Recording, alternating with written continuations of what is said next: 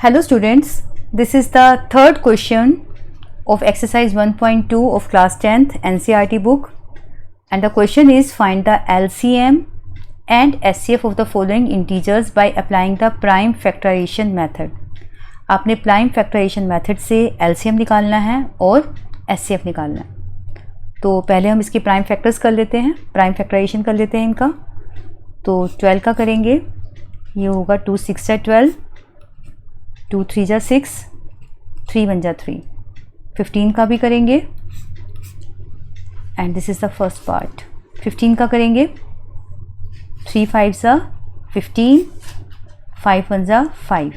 21 का prime factorisation, 3 7 जा 21, 7 1 जा 7। तो जब आपने 12 का प्राइम फैक्टराइजेशन किया तो ये बना आपका 2 इंटू 2 इंटू 3। 15 का prime factorisation 3 into 5 and then 21 का प्राइम फैक्टराइजेशन 3 इंटू 7। अब आपने क्या करना है, इसका निकालना है SCF। SCF means highest common factor. आपने सिर्फ वही फैक्टर्स निकालने हैं जो तीनों में हो, ऐसा फैक्टर जो तीनों में हो। अगर 3 नंबर है तो तीनों में, 4 नंबर है तो चारों में, सब में कॉमन होना चाहिए वो। तो चेक करते हैं, 2 यहाँ पर है, यहाँ नहीं है, यहाँ नहीं है, तो 2 कॉमन फैक्टर नहीं है। अब 3 की बात करते हैं, 3 यहाँ पर है, यहाँ पर है, यहाँ पे है, तो 3 तीनों में कॉमन है, इसमें है, इसमें है, इसमें है। तो हाईएस्ट कॉमन फैक्टर आपका हो गया 3, और कोई नंबर ऐसा नहीं है जो तीनों में हो। अब जब हम LCM निकालेंगे तो हम क्या करेंगे, सबसे पहले ये देखेंगे कि तीनों में क्या कॉमन है। तीनों में जो कॉमन है वो पहले लिख लेंगे, और ये मैंने लिख लिया 3। देन क्या करना है कि अब ये चेक करना है कि 2 नंबर्स में, किन्हीं 2 नंबर्स में कुछ कॉमन है, उसका भी पेयर निकाल के, पेयर बना के बाहर निकाल लेंगे। तो 2 यहाँ पर है, यहाँ नहीं है, यहाँ नहीं है, इसलिए ये कॉमन आउट नहीं निकल सकता। अगेन 2 यहाँ पे है, यहाँ नहीं है, यहाँ नहीं है, यहाँ पे भी निकल सकता। तो बेसिकली क्या करना होता है कि अगर आपको 3 नंबर का LCM निकालना है तो सबसे पहला काम उस नंबर को कॉमन निकालो जो तीनों में है, उसके बाद उस नंबर को कॉमन निकालो जो एटलीस्ट 2 में है, और उसके बाद जो अदर नंबर रह जाएं उसे लिख लें। अब यहाँ पर कोई भी ऐसा नंबर नहीं है जो किन्हीं 2 नंबर्स में कॉमन फैक्टर के तौर पर निकाला जा सके।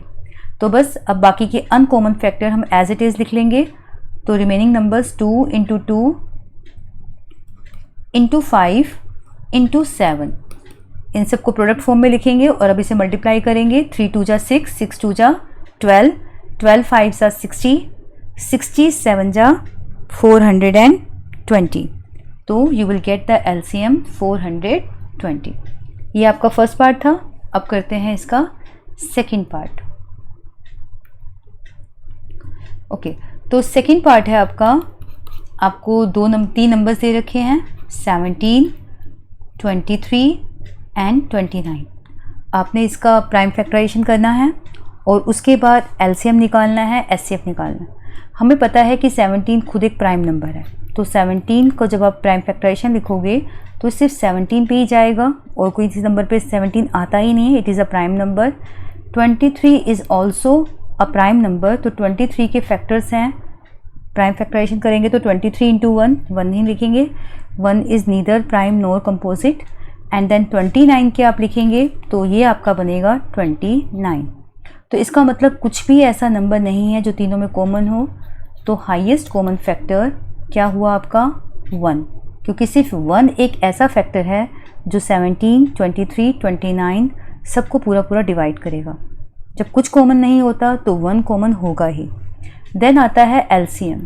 LCM क्या होता है, सबसे पहले product of common numbers, common factors and the other factors. तो अब क्योंकि यहाँ पे कुछ कॉमन तो है ही नहीं, तो जो अदर फैक्टर्स हैं यानी कि 17, 23 एंड 29, इन तीनों का प्रोडक्ट ही इनका LCM होगा। सिंस कुछ भी कॉमन फैक्टर नहीं है तो अदर फैक्टर्स को हम मल्टीप्लाई करेंगे and your answer will be 11339। This is the LCM of 17, 23 and 29। तो इस बात का ध्यान रखिए कि अगर कई नंबर ऐसे हैं जिसमें कुछ भी कॉमन फैक्टर नहीं है तो उनका प्रोडक्ट ही उनका LCM होता है। फॉर एग्ज़ाम्पल 2 और 3 को कंसीडर कीजिए। 2 और 3 में कुछ भी कॉमन फैक्टर नहीं है अदर देन 1, तो इसका मतलब इनका एलसीएम इन्हीं का प्रोडक्ट हुआ, तो इनका एलसीएम हुआ 6। तो आपको ये बात समझ में आ गई। चलिए अब इसका थर्ड पार्ट करते हैं। The third part is 8, 9 and 25। आपको क्या करना है, इनका एलसीएम निकालना है, इसका एचसीएफ निकालना है। सेम वही फैक्टराइजेशन मेथड। 8 के जब हम प्राइम फैक्टराइजेशन करेंगे तो आपको मिलेगा 2 इंटू 2 इंटू 2। 9 का प्राइम फैक्टराइजेशन करेंगे then you will get 3 into 3। 25 का प्राइम फैक्टराइजेशन करेंगे then you will get 5 into 5। अब इसे एक्सपोनेंट फॉर्म में भी लिख सकते हैं, 2 रेज़ टू द पावर 3, और 9 का prime factorisation 3 raise to the power 2, 25 का prime factorisation 5 raise to the power 2। अब हाईएस्ट कॉमन फैक्टर देखते हैं।